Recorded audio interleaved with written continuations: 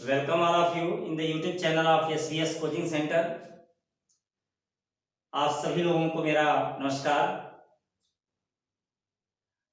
आज हम present continuous और प्रेजेंट इंडेफिनिट टेंस पर आधारित कुछ क्वेश्चन को सॉल्व कराएंगे। जैसा कि लास्ट वीडियो में मैंने इनके डिफरेंस के बारे में बता दिया था कि किस सिचुएशन में प्रेजेंट इंडेफिनिट टेंस का प्रयोग किया जाता है और कहाँ पे प्रेजेंट कॉन्टिन्यूअस टेंस का प्रयोग करते हैं।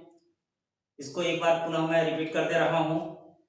जहां पे प्रेजेंट टाइम में एक्शन कंटिन्यू हो, चल रहा हो, केवल प्रेजेंट टाइम एक्शन के होने का सेंस आता हो, वहां पे आईएनजी फॉर्म का वर्ब प्रयोग करेंगे अर्थात प्रेजेंट कंटिन्यूअस टेंस का प्रयोग किया जाता है। और जहां पे आपको ऐसा लगता हो कि वह एक्शन पास्ट टाइम में, प्रेजेंट टाइम में और फ्यूचर टाइम में तीनों समय में होने का सेंस हो करता हो, इट मींस हैबिट का सेंस आता हो, वहां पे वर्ब का फर्स्ट फॉर्म प्रयोग करते हैं अर्थात प्रेजेंट इंडेफिनिट टेंस का प्रयोग किया जाता है। तो आइए हम लोग इसे सॉल्व करते हैं और देखते हैं कि कहां पे इसमें एरर्स हैं। जैसे क्वेश्चन नंबर पहला है, whenever you are going to market do get some fruits for me. जब कभी आप बाजार जा रहे हो आप मेरे लिए फल जरूर लेते आना। तो यहाँ पे सेंस जब कभी आप बाजार जा रहे हो, तो यहाँ पे सेंस का मतलब कहने का सेंस ये है कि जब कभी जाइए, चाहे आज जाइए, चाहे कल जाइए, चाहे इससे पहले जाए, तो आप मेरे लिए फल जरूर लेते आइए। इट मींस यहाँ पे तीनों समय घटित होने का सेंस आ रहा है, हैबिट के सेंस हो रहे हैं, अर्थात यहाँ पे आपको वर्ब का फर्स्ट फॉर्म प्रयोग करेंगे अर्थात यहाँ पे लिखेंगे whenever you go to market. You आपका प्लूरल है, इसके साथ गो वर्ब का प्रयोग करेंगे अर्थात आईएनजी फॉर्म का प्रयोग नहीं किया जाएगा। नेक्स्ट क्वेश्चन नंबर सेकंड में देखते हैं, she uses to talk to him a lot before she goes to bed at night. यहाँ पे आप देखें यूजेस का प्रयोग किया गया है। आप जानते होंगे यूज्ड टू का प्रयोग, यूज्ड टू पास्ट हैबिट को शो करता है, उसी सेंस में लेके यहाँ पे प्रेजेंट टाइम में यूजेस टू का प्रयोग कर दिया गया है। जबकि मैंने आपको बताया भी है कि वर्ब का जो फर्स्ट फॉर्म है वो हैबिट को इंडिकेट करता है, फिर वहां यूजेस टू लगाने की कोई जरूरत है ही नहीं, क्योंकि वर्ब का फर्स्ट फॉर्म स्वयं जो है हैबिट के सेंस को शो करेगा, इसलिए यहाँ पे यूजेस टू का प्रयोग करना यूजलेस है। अर्थात यहाँ पे केवल टॉक वर्ब का प्रयोग करेंगे और ये लगेगा आपका सी के अकॉर्डिंग, अर्थात यहाँ पे टॉक्स होगा। वह सिंगुलर है, यहाँ भी सिंगुलर लगाएंगे। नेक्स्ट क्वेश्चन नंबर थर्ड में देखें, I used to like it। देखिए यहाँ पे used to का प्रयोग हो गया है। मैं इसे पसंद करता था but now I am not enjoy it।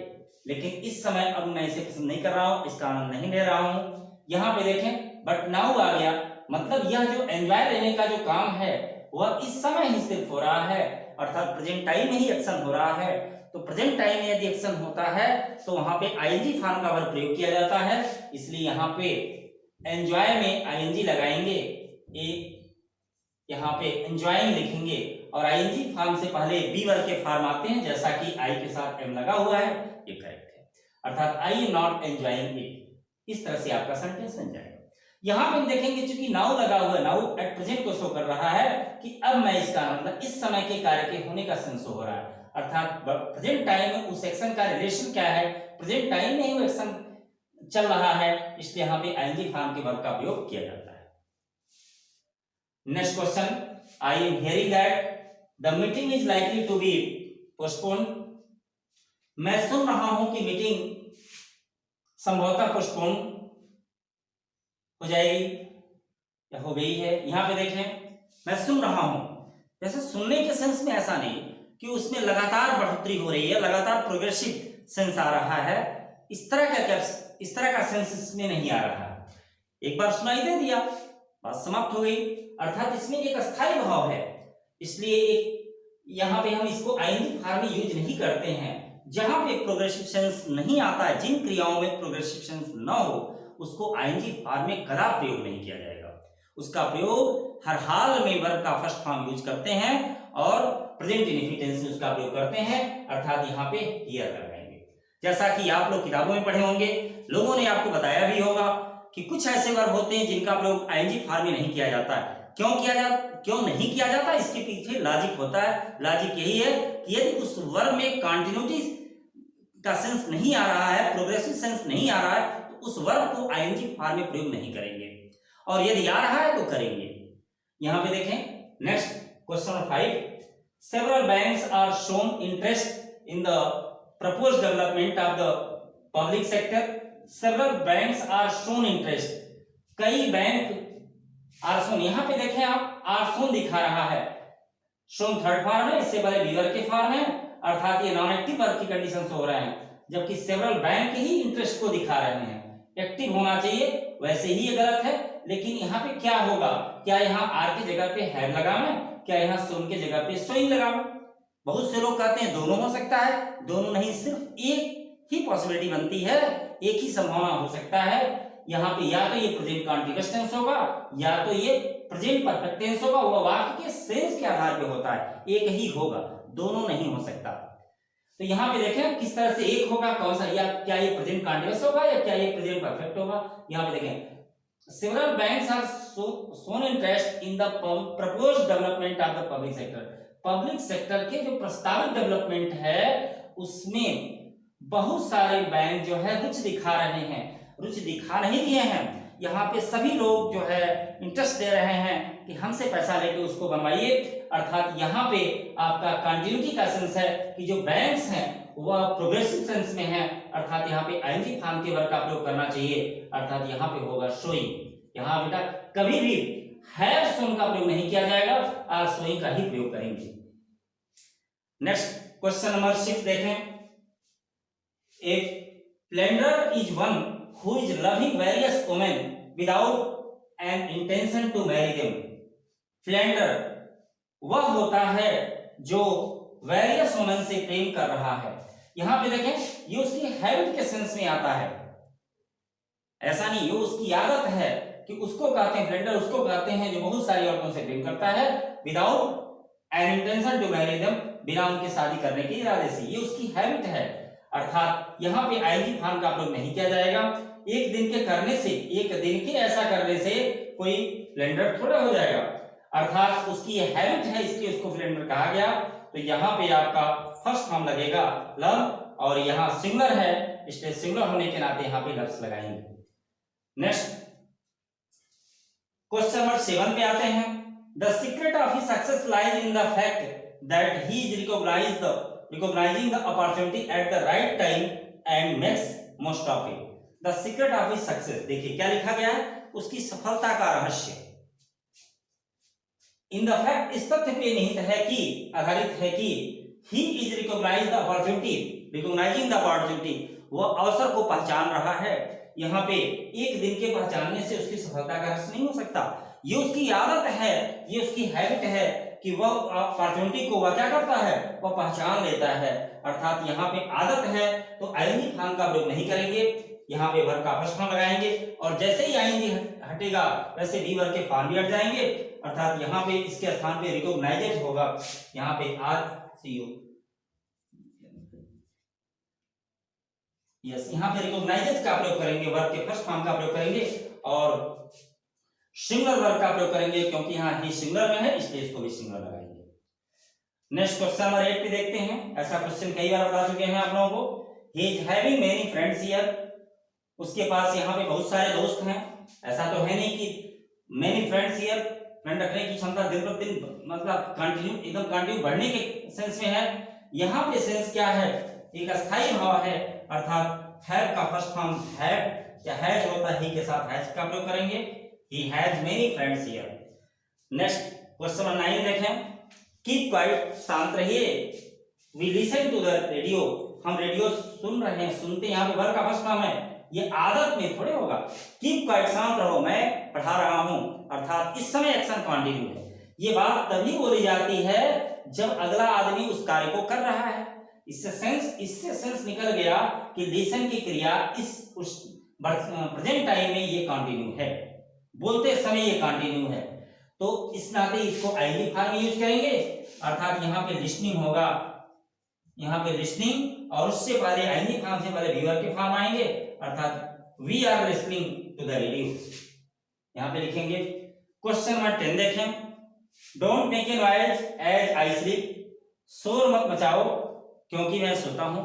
इसमें देखिए ये बात तभी बोली गई, शोर मत मचाओ क्योंकि मैं सो रहा हूं। सोने की क्रिया इस समय कंटिन्यू है, अर्थात यहाँ पे इसको आईएनजी फॉर्म में यूज करेंगे स्लीपिंग, और इससे पहले आई के बी वर्ग के फॉर्म लगाएंगे, अर्थात आई के साथ एम लगेगा, आई एम स्लीपिंग लिखा जाएगा। इस तरह से मैंने इस 10 क्वेश्चन को एक्सप्लेन कर दिया, समझा दिया, और ऐसा उम्मीद करते हैं कि आप सभी लोगों को समझ में आ गया होगा। और इसी के साथ मैं आप लोगों से बात करना चाहूंगा कि मेरी वीडियो आप लोगों को अच्छी लग रही है तो आप इसे अवश्य सब्सक्राइब कर लें और इसके बेल आइकन को दबा दें ताकि आप तक इसका नोटिफिकेशन पहुंचता रहे, अन्य वीडियो का नोटिफिकेशन पहुंचता रहे, और अपने मित्रों को भी इसको शेयर कर दें। अब हम लोग क्वेश्चन नंबर 11 को देखें। I am trying to convince him for the last 2 days to come and live with me till his father's anger cools down. ये क्वेश्चन बैंक में आया हुआ है क्लर्क एग्जामिनेशन में। I am trying to convince him, ध्यान दें इसमें क्या एरर्स है। I am trying to convince him for the last 2 days, यहाँ पे दे रहा है फॉर द लास्ट 2 days, मतलब पिछले 2 दिनों से मैं उसको कन्विंस करने का प्रयास कर रहा हूं। अगर कोई एक्शन किसी टाइम से लगातार जारी है, अगर ऐसा आपको लग रहा है किसी समय से वो जारी है, तो उसमें परफेक्टनेस और कॉन्टिन्यूटी दोनों पाई जाती है। कॉन्टिन्यूटी के लिए आप आईएनजी फॉर्म का प्रयोग करते हैं, परफेक्टनेस के लिए वर्ब का थर्ड फॉर्म, मतलब इस एम का थर्ड फॉर्म होगा बीन, और थर्ड फॉर्म से पहले हैज और हैव का प्रयोग करते हैं, अर्थात आई के साथ हैव का प्रयोग किया जाएगा। इस तरह से I have been trying to convince him for the last 2 days, मतलब अगर किसी टाइम से कोई आपको ऐसा लगता हो, किसी समय से कोई काम शुरू है, लगातार जारी है, और प्रेजेंट टाइम में भी वो काम कंटिन्यू चल रहा है, तो उसको प्रेजेंट परफेक्ट कॉन्टिन्यूअस टेंस में यूज करते हैं, जैसा कि मैंने बता दिया। I have been trying to convince him, इस तरह से हम इसको यूज करेंगे। नेक्स्ट क्वेश्चन नंबर 12 में आते हैं, देखते हैं। It is a pity that a son born from very good parents should live a life of misery and deprivation of the worst order। मतलब यहाँ पे देखें, वाक्य को देखने से ऐसा लग रहा है जैसे कोई एक पुत्र हो, मतलब एक लड़का है जो बहुत अच्छे परिवार से जन्म लिया है, लेकिन उसका जो जीवन है बड़ा कष्ट में व्यतीत हो रहा है।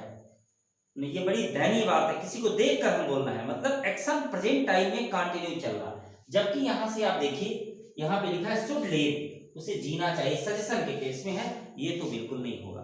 ये बहुत दुख की बात है, बहुत ही दयनीय स्थिति है कि एक अच्छे परिवार से जन्मा एक अच्छी माता पिता से जन्मा एक व्यक्ति, एक लड़का या एक पुत्र, उसको इतनी खराब दशा उसकी होनी चाहिए, उसका जीना चाहिए। तो यहाँ पे ये सजेशन नहीं है, यहाँ पे कंटिन्यूटी है, मतलब जी रहा है, तभी तो उसके ऊपर देख के हमको दया आ रही है। ठीक है, तो इस नाते यहाँ पे कंटिन्यूटी का सेंस है, ये बहुत इंपॉर्टेंट सेंटेंस था, लिविंग, और इससे पहले आईएनजी से पहले, चूंकि प्रेजेंट टाइम में ये वो जो है life of misery and deprivation का जी रहा है, इसलिए यहाँ पे इज का प्रयोग करेंगे। It is a pity that a son from very good parents, इस क्यों लगेगा, क्योंकि जीने का काम कौन कर रहा है, पुत्र कर रहा है, तो इसलिए सिंगुलर में है, और सिंगुलर के साथ सिंगुलर वर्ब का प्रयोग करते हैं, अर्थात यहाँ पे is living A life of misery and deprivation of the worst order.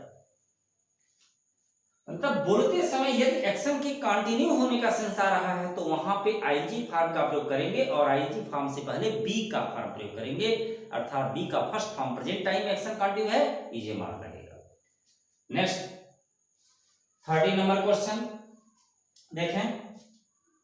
ये सभी क्वेश्चन बैंक में आए हुए हैं, बैंक के क्लर्क एग्जामिनेशन में पूछे गए क्वेश्चन हैं। That boy possesses 3 beautiful pens but he would not show them to anyone। That boy, वह लड़का, उस लड़के के पास 3 सुंदर पेन है। यहाँ पे देखें possess लिखा गया है, और यहाँ पे ये सिंगुलर में है, सिंगुलर के साथ सिंगुलर वर्ब का प्रयोग करते हैं, जबकि possess मतलब रखना, इसमें ईएस जोड़ेंगे, इसको सिंगुलर बनाएंगे, इट मींस यहाँ पे हो जाएगा POSSES, possess। ये चीज यहाँ पे लिखना होगा, तब ये सिंगुलर होगा। नेक्स्ट, ये प्लूरल है, ये सिंगुलर होगा। क्वेश्चन नंबर 14 पे आते हैं। Every one of us know that he is not capable of remaining under water, water दो बार लिखा गया है, water for such a long time. Every one of us know, every one of us know, हम में से प्रत्येक व्यक्ति जानता है। यहाँ देखें, नो जो वर्ब है वो किसके अकॉर्डिंग होगा, एवरीवन के अकॉर्डिंग होगा। आइदर लग जाए, एनीवन लग जाए, एवरीवन लग जाए, तो इसके साथ सिंगुलर वर्ब का प्रयोग करते हैं, अर्थात यहाँ पे ये प्लूरल है, यहाँ प्लूरल नहीं लगेगा, ये सिंगुलर लगेगा, नो से लिखेंगे। नेक्स्ट क्वेश्चन नंबर 15 पे देखें। Wherever man attend him, his personal qualities are imitated by others who are close to him. जब कभी एक आदमी फेम को पाता है, उसका जो his personal qualities, उसके जो व्यक्तिगत गुण होते हैं, वह अन्य लोगों द्वारा इमिटेट कर लिया जाता है जो उसके काफी समीप होते हैं। यहाँ पे ध्यान दें, यहाँ पे अटेंड वर्ब है और यह ए मैन के अकॉर्डिंग होना है, तो यहाँ पे ये सिंगुलर लगेगा, अर्थात ए मैन सिंगुलर में है और यहाँ पे इसको हम सिंगुलर बनाएंगे, अर्थात अटेंस होगा, ऐसे लिखा जाएगा। और ये हैबिट में है, इसलिए फर्स्ट फॉर्म का ही प्रयोग करेंगे। इस तरह से इन क्वेश्चन को मैंने अच्छी तरह से एक्सप्लेन कर दिया। उम्मीद करते हैं कि आप सभी लोगों को मेरा ये आर्गुमेंट समझ में आया होगा। इसी के साथ मैं अपना क्लास एंड करता हूं, अब फिर नेक्स्ट क्लास में मिलूंगा।